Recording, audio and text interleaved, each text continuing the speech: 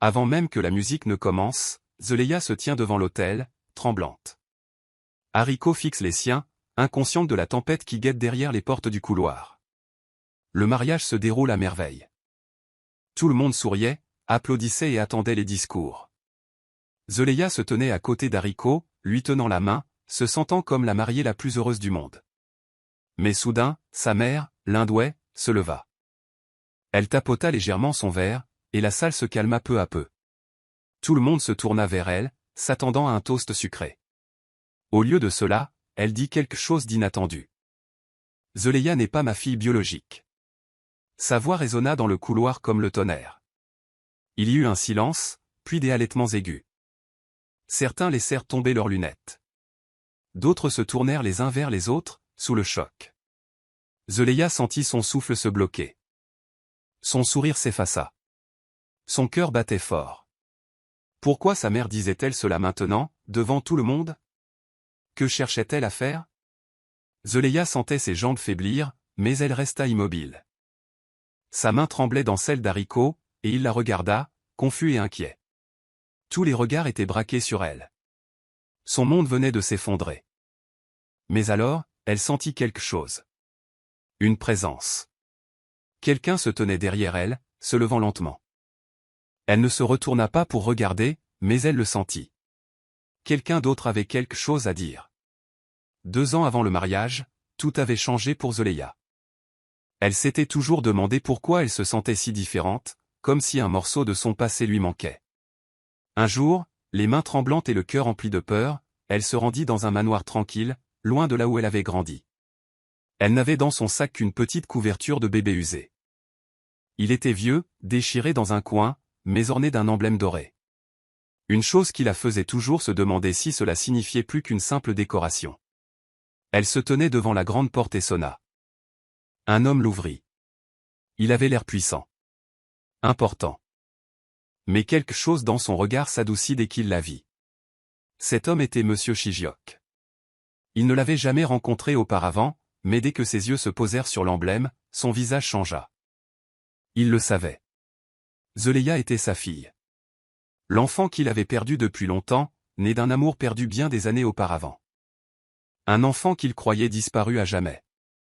Ils ne se sont pas serrés dans les bras. Ils n'ont pas pleuré. Mais ils restèrent assis. Ils parlèrent. Et quelque chose se produisit en Zeleya. Une part de son cœur, toujours vide, commença à se remplir. Il ne lui avait jamais demandé de quitter sa vie. Il lui avait simplement donné des réponses, la paix et une promesse. Tu auras toujours une place à mes côtés. De retour à la maison, sa mère adoptive, l'Hindiou, avait senti quelque chose. Une nuit, alors que Zeleya dormait, elle fouilla dans ses affaires et trouva la couverture. Ses yeux se fixèrent sur l'emblème doré. Son visage pâlit. Elle savait exactement ce que c'était. Des années auparavant, lorsqu'elle avait recueilli la petite Zeleya, abandonnée sur le pas de la porte d'une église avec rien d'autre que cette couverture, elle avait aussi vu l'emblème. Mais elle ne l'avait jamais dit à Zeleya. Elle l'avait caché, de peur qu'un jour quelqu'un ne vienne la récupérer, qu'elle perde l'enfant qu'elle aimait comme le sien. Ainsi, lorsque Zeleya revint de sa visite chez Monsieur Shijiok, elle ne raconta jamais à l'Hindiou ce qui s'était passé. Elle se contenta de plier la couverture, de la cacher au fond de son tiroir et de poursuivre sa route. Mais intérieurement, elle avait changé.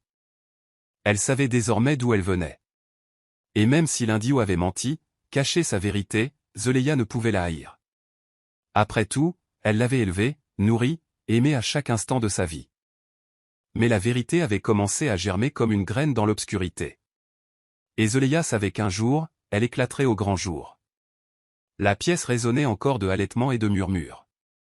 Tout le monde chuchotait, incertain de ce qu'il venait d'entendre. Mais au beau milieu de tout cela, Hariko serra doucement la main de Zeleya. Ses yeux scrutèrent son visage, essayant de comprendre ce qui se passait. Ses sourcils se froncèrent, visiblement confus. C'était censé être leur plus beau jour. Pourquoi sa mère choisirait-elle ce moment précis pour dire une chose pareille? Zeleya ne répondit pas tout de suite. Elle prit une grande inspiration. Son cœur battait fort. Mais son visage restait calme. Elle sentait le regard inquiet d'Hariko posé sur elle. Il ne connaissait pas toute l'histoire, seulement quelques bribes qu'elle lui avait confiées. Et elle avait espéré que cette partie de sa vie ne serait jamais mêlée à ce jour si spécial. Elle regarda brièvement Hariko et hocha légèrement la tête, comme pour dire « Je vais bien ». Puis elle se tourna lentement vers sa mère. Tout le monde la regardait. Zeleia se redressa. Elle ne tremblait pas. Elle ne pleurait pas. Elle regarda sa mère droit dans les yeux, d'un regard ferme et posé. Sa voix était douce mais claire. « Vas-y, dit-elle. » Cette phrase était plus forte que tous les murmures de la pièce. Ce n'était pas seulement une permission. C'était un défi.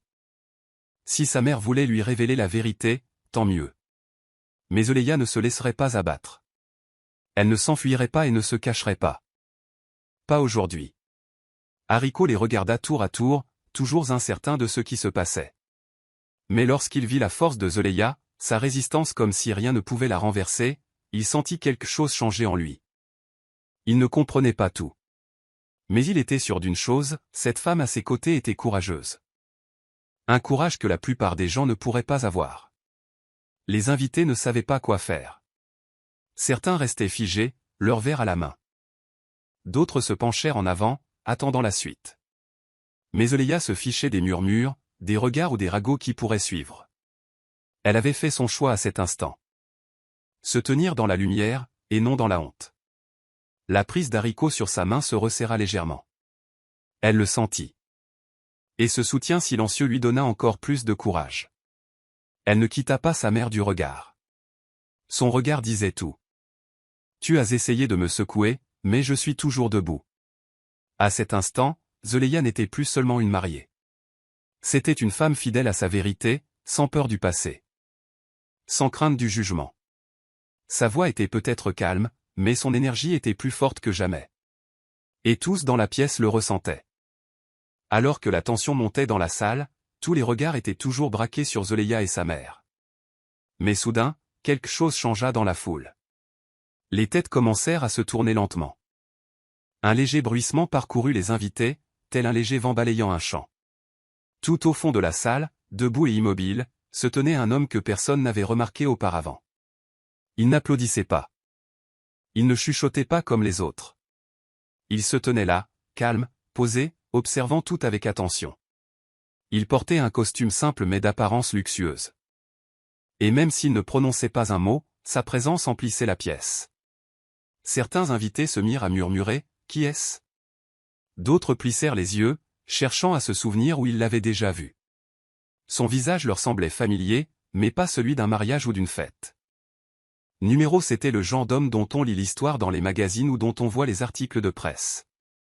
Un personnage puissant. Un personnage discret.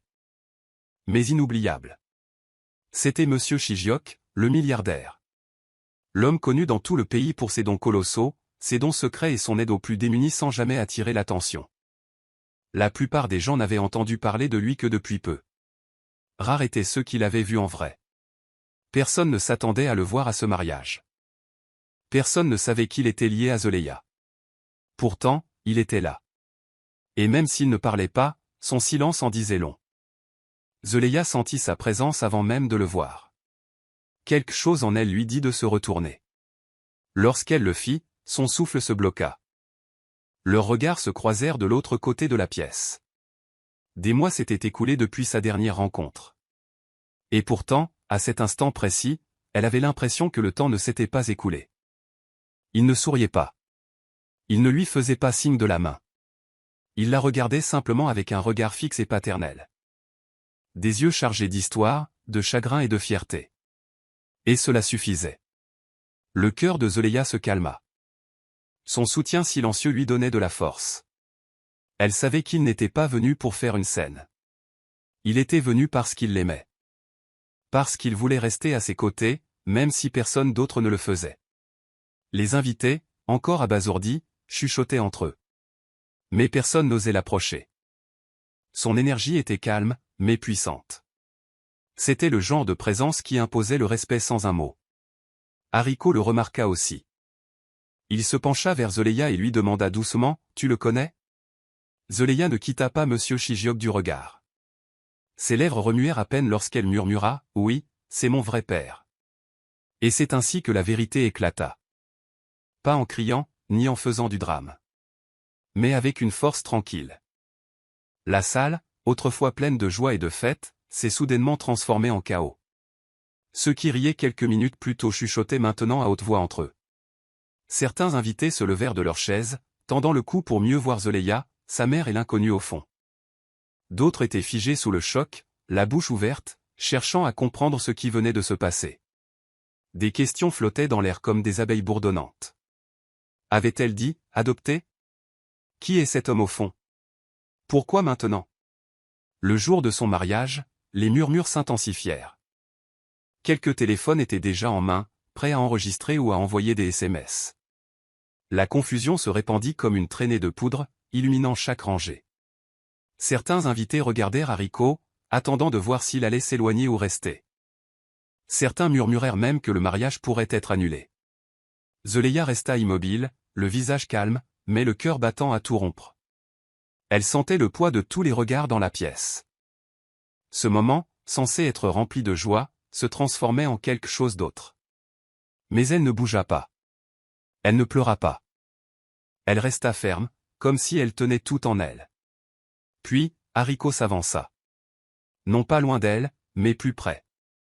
Il posa une main sur son dos et se pencha vers elle, d'une voix douce mais pleine de force.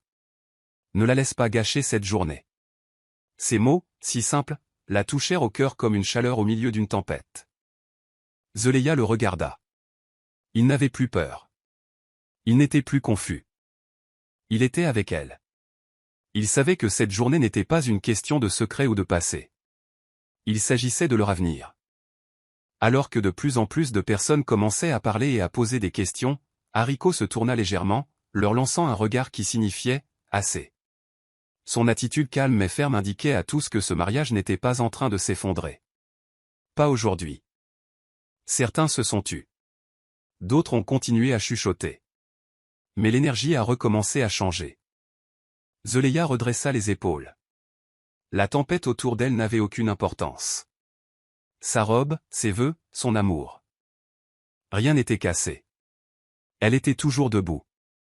Et Hariko était juste à côté d'elle. Elle jeta un coup d'œil à sa mère, qui semblait bouleversée. Pas fière. Puis elle jeta un dernier coup d'œil à Monsieur Shijoki, qui lui adressa un petit signe de tête en signe de soutien depuis son dos. Cette journée avait pris une tournure inattendue. Mais elle n'était pas terminée. Loin de là. Et quoi qu'il arrive ensuite, Zoleïa savait qu'elle ne laisserait personne lui voler ce moment. Ni les murmures, ni les jugements. Et la vérité ne se révélait pas. La main d'Hariko dans la sienne, le cœur à nouveau serein, elle était prête à avancer. L'atmosphère dans la chapelle était encore tendue. Certains invités avaient cessé de chuchoter. D'autres se tournaient encore les uns vers les autres, confus, attendant de voir ce que Zoleïa allait faire ensuite. Mais au milieu de tout ce bruit, elle restait calme. Comme l'œil d'un cyclone. Son cœur battait fort. Mais son visage ne trahissait aucune peur. Toute sa vie, elle avait cherché à comprendre qui elle était vraiment. Et maintenant, en ce jour si important de sa vie, cette question était posée à tous. Zoleïa ne pleura pas. Elle n'éleva pas la voix. Au lieu de cela, elle regarda lentement autour d'elle. À sa mère. À Monsieur Shijoki. Aux gens qu'elle croyait connaître. Et ceux qui la jugeaient maintenant en silence. Puis elle regarda Hariko, qui lui fit un petit signe de tête ferme qui signifiait « tu peux le faire ». Le prêtre lui demanda si elle avait préparé des vœux. Zoleïa s'avança. Elle ne sortit pas de papier. Elle n'en avait pas besoin. Ces mots étaient déjà en elle. Elle leva les yeux et commença à parler. Doucement, mais clairement. Sa voix flottait au-dessus du silence. Je suis qui je choisis d'être. C'était tout. Une seule phrase. Mais elle était plus puissante qu'un long discours. Elle n'a pas parlé d'adoption. Elle n'a pas expliqué son passé ni ne s'est défendue. Elle n'en avait pas besoin. Tout le monde dans la pièce comprenait ce qu'elle voulait dire. Elle disait, je ne suis pas définie par les secrets. Ni par la douleur. Ni par ce que les gens disent ou révèlent. Je n'ai pas honte de mes origines. Mais je ne m'en laisserai pas freiner. Ces paroles se répandirent sur les invités comme une douce brise. Quelques personnes baissèrent les yeux, honteuses d'avoir murmuré. D'autres acquiescèrent, silencieusement touchées par sa force. Certaines eurent même les larmes aux yeux. Monsieur Shijoki souriait depuis le fond de la salle. Il avait vu la force sous de nombreuses formes au cours de sa vie. Mais cet instant, ce courage discret, était quelque chose de spécial. L'Indiu, sa mère adoptive, baissa les yeux sur ses mains. Visiblement émue, même si elle ne pouvait dire un mot. Anariko, lui, la fixait comme s'il retombait amoureux d'elle. Zeleya recula doucement, sa promesse accomplie. Il n'y eut ni applaudissement ni acclamation. Mais un nouveau silence régnait. Une voix profonde et respectueuse. Celle qui suit la vérité. En seulement 7 mots, elle avait dit tout ce qu'il y avait à dire. Elle avait transformé la douleur en pouvoir. La confusion en clarté. Elle n'avait pas perdu sa voix. Elle l'avait trouvée. Et à partir de ce moment, quoi que l'on croie ou pense, Zeleya l'avait clairement exprimé. C'était désormais son histoire. Et elle le vivrait à sa façon. La pièce venait de se calmer après le vœu bref mais puissant de Zeleya. Mais soudain, au fond de la pièce, des pas résonnèrent doucement. Tout le monde tourna à nouveau la tête. L'homme de grande taille, resté silencieux pendant tout ce temps, s'avançait maintenant vers l'avant. C'était Monsieur Shijiok. Il a atteint le micro calmement. Il n'a pas eu besoin de crier ni de demander de l'attention. Il l'avait déjà. La salle entière retint son souffle. Il marqua une pause, regardant doucement Zeleya, puis la foule. « Je m'appelle Shijiok », commença-t-il d'une voix grave et posée. Certains d'entre vous me connaissent grâce à mon expérience professionnelle. Beaucoup ne me connaissent pas du tout. Mais aujourd'hui, je ne suis pas ici en tant qu'homme d'affaires. Je suis là en tant que père. Les halètements reprirent. Les gens se penchèrent vers moi. Il regarda Zeleya avec douceur. Il y a de nombreuses années, j'ai perdu quelqu'un de très cher, dit-il. L'amour de ma vie et la fille que nous n'avons jamais pu élever ensemble. La vie nous a séparés. Le temps nous a volé des moments. Mais le destin me l'a ramené. Les yeux de Zeleya s'emplirent de larmes. Mais elle les retint. Sa main serra fermement celle d'Eriko. Je ne l'ai pas élevée, continua Monsieur Shijiok. Je n'ai pas pu la prendre dans mes bras quand elle pleurait ni l'accompagner à l'école. Mais le jour où elle s'est retrouvée devant ma porte avec une petite couverture déchirée, j'ai su. Je savais que ma fille avait retrouvé le chemin de la maison. La pièce était silencieuse. Pas de téléphone. Pas de murmure. Juste des cœurs qui écoutent. Elle n'est pas venue demander de l'argent. Elle ne voulait rien de moi. Tout ce qu'elle voulait, c'était savoir qui elle était. Et à cet instant, j'ai vu force, gentillesse et dignité.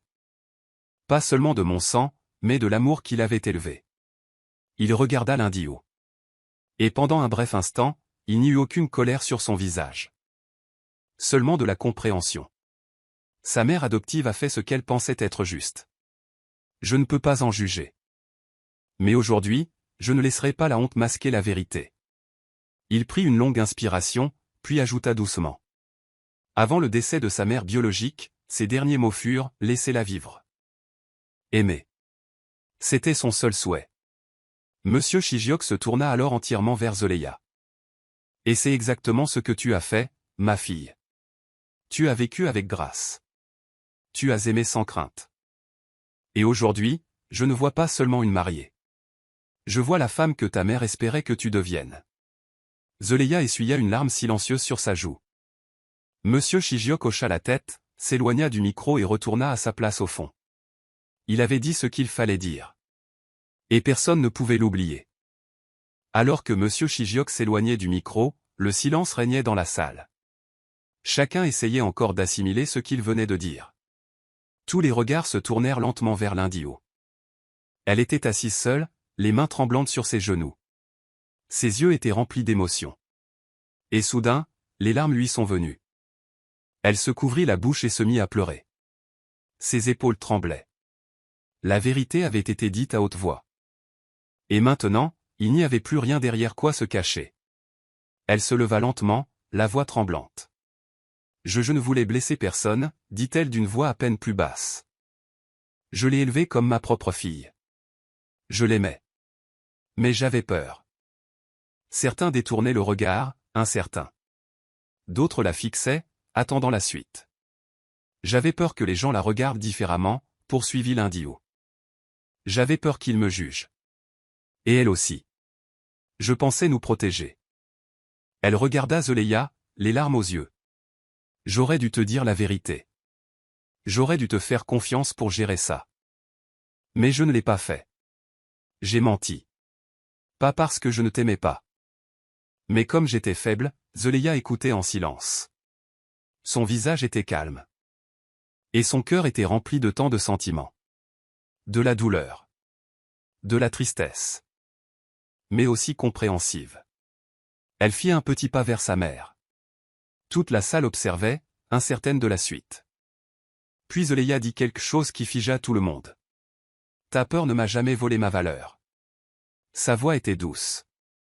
Mais le bruit se propagea dans la pièce comme un vent violent. Les lèvres de l'indio tremblèrent. Elle regarda sa fille avec des yeux à la fois emplis de douleur et d'espoir. Zeleya continua. Oui. Tu m'as caché la vérité. Oui, tu avais peur. Mais je suis quand même devenue celle que je devais être. J'ai quand même trouvé l'amour. J'ai retrouvé ma voix. La pièce était complètement silencieuse. Même la douce musique de fond avait cessé. Je te pardonne, dit Zeleya. Non pas parce que tout ce que tu as fait était bien. Mais parce que je choisis la paix. Je choisis d'avancer. L'indio s'effondra, les mains sur son visage tandis que de nouvelles larmes coulaient. Zeleya s'approcha et tendit doucement la main, la posant sur l'épaule de sa mère. Ce n'était pas un grand câlin. Ni un grand spectacle. C'était calme. Et c'en était assez. Tout le monde dans la salle sentit quelque chose changer. Ce n'était pas un moment de vengeance. C'était un moment de guérison. De grâce. Et à ce moment-là, il ne s'agissait plus seulement du passé. Il s'agissait de choisir de pardonner et d'aimer malgré tout. Après que toute la vérité eut été dite et que la pièce commença à se calmer, Hariko regarda Zeleya avec des yeux remplis d'amour et d'admiration. Il avait vu sa force, son courage et sa grâce. Elle avait tenu bon malgré tout. Malgré les secrets, les surprises et les émotions. Et n'avait jamais reculé. À cet instant, il ne vit pas seulement la femme qu'il allait épouser.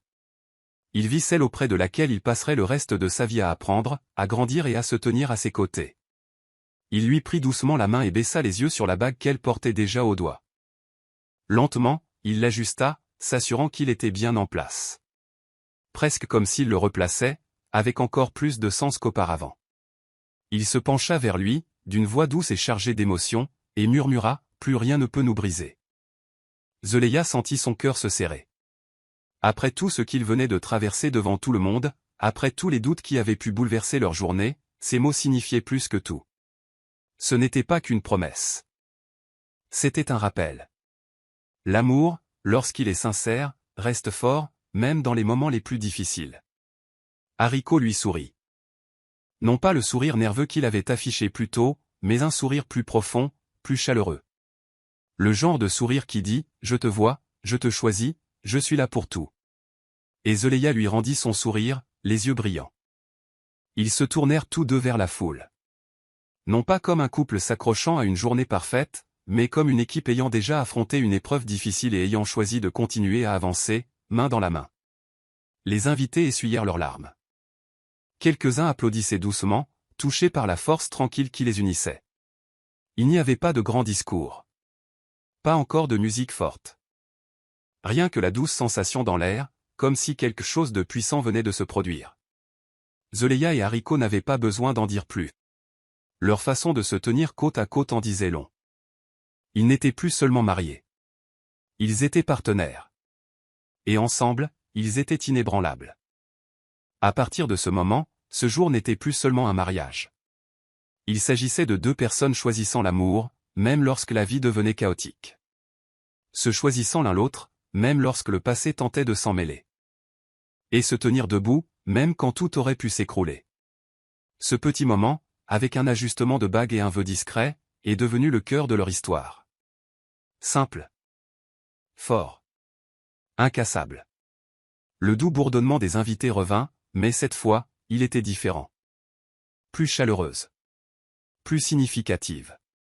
La cérémonie, autrefois secouée par la surprise et les secrets, semblait désormais encore plus réelle, comme si quelque chose de plus profond s'y était ajouté. Il n'y avait pas d'urgence. Pas de bruit. Juste des sourires discrets. De légers hochements de tête. Et le sentiment d'avoir assisté à quelque chose de spécial. Le prêtre s'éclaircit doucement la gorge, puis poursuivit la dernière partie de la cérémonie. Zélia et Haricot se tenaient sous l'arche de mariage, main dans la main, les yeux rivés sur elle. L'arche, décorée de fleurs blanches et de délicats rubans dorés, semblait briller dans la lumière du soir. Le soleil commençait à se coucher, projetant une magnifique lueur rose-orangée à travers les fenêtres. Tout le monde regardait, mais personne ne prenait son téléphone. Pas de flash, pas de diffusion en direct, pas de distraction. Juste des yeux remplis d'émotion. Quelques invités essuyèrent des larmes sur leurs joues. D'autres sourirent simplement, tenant la main de leurs proches, touchés par le pouvoir de l'amour et de la vérité. Alors que le prêtre leur donnait la bénédiction finale, Zélia et Haricot se penchèrent et leurs lèvres s'embrassèrent doucement et tendrement. Ce n'était ni bruyant ni dramatique. C'était doux et empreint de tout ce qu'ils venaient de traverser. Un baiser qui disait « On a réussi ». Un baiser qui clôturait un chapitre et en ouvrait un autre. Au fond de la salle, Monsieur Chigiok se tenait tranquillement, un sourire fier aux lèvres. Il n'avait pas besoin d'en dire plus. Le simple fait de regarder sa fille, devenue une mariée forte et belle, lui suffisait. Ses yeux pétillaient tandis qu'il applaudissait doucement, le cœur rempli. L'un dit oui, debout sur le côté, regardait avec un mélange de larmes et de soulagement. Elle avait perdu le contrôle du secret, mais elle n'avait pas perdu l'amour de sa fille. Cela signifiait tout. Les invités se levèrent, applaudissant doucement, certains les joues encore humides. L'ambiance avait changé, non seulement à la fête, mais à quelque chose d'encore plus profond, d'honnête. Tandis que Zélia et Haricot marchaient ensemble vers l'autel, côte à côte, le soleil couchant illuminait leur chemin. Ce n'était pas seulement une marche vers la réception. C'était une promenade vers une nouvelle vie, bâtie sur la vérité, l'amour et la force tranquille, et nul besoin de la filmer. Parce que parfois, les meilleurs moments ne sont pas faits pour Internet, ils sont faits pour le cœur. Et dans cette douce lueur dorée, Zélia et Haricot ont commencé leur vie éternelle, sans projecteur, sans filtre, juste de l'amour. Si cette histoire vous a touché, ne faites pas défiler la page sans la partager. Identifiez quelqu'un qui croit que l'amour, la vérité et le pardon sont plus forts que n'importe quel secret. Lâchez une colombe si vous croyez que le véritable amour trouve toujours la lumière.